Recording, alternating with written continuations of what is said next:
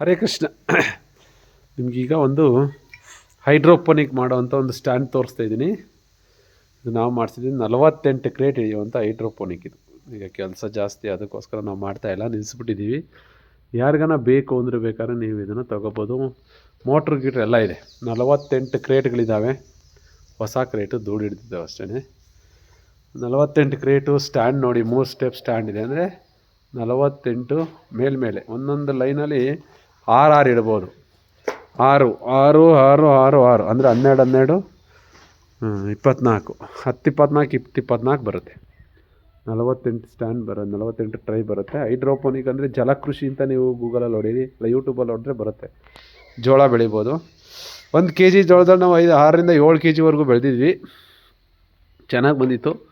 ಅದಕ್ಕೆ ಕೆಲಸ ಜಾಸ್ತಿ ಇರೋದ್ರಿಂದ ಈಗ ಮಾಡೋಕ್ಕಾಗಿಲ್ಲ. ಅದಕ್ಕೆ ಈಗ ಮಾರ್ಬಿಡೋಣ, ಸುಮ್ಮನೆ ಹಿಂಗೆ ವೇಸ್ಟ್ ಆಗಿ ಅಂತ ಇಟ್ಕೊಳೋದು ಅಂತ ಅಂದ್ಕೊಂಡಿದ್ದೀವಿ. ನಿಮ್ಗೆ ಯಾರಿಗಾನ ಹೈಡ್ರೋಪೋನಿಕ್ ಮಾಡೋದ್ರಾಗ ಇಂಟ್ರೆಸ್ಟ್ ಇದ್ದರೆ ನೋಡಿ. ಹೊಸಾದು ತೊಗೊಂಬರ್ಬೇಕು ಅಂದರೆ ನಿಮಗೆ ನಾವು ತೊಗೊಂಡಾಗ 36,000 ಇತ್ತು.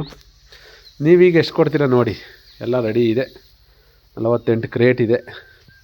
ಕೊಟ್ಟು ನೀವು ಕೂಡ ತೊಗೋಬೋದು. ಯಾರಿಗಾನ ಇಚ್ಛೆ ಇದ್ದರೆ ನನ್ನ ನಂಬರ್ಗೆ ಕಾಲ್ ಮಾಡಿ. ಹರೇ ಕೃಷ್ಣ. ಶುಭ ದಿನ, ಶುಭವಾಗಲಿ.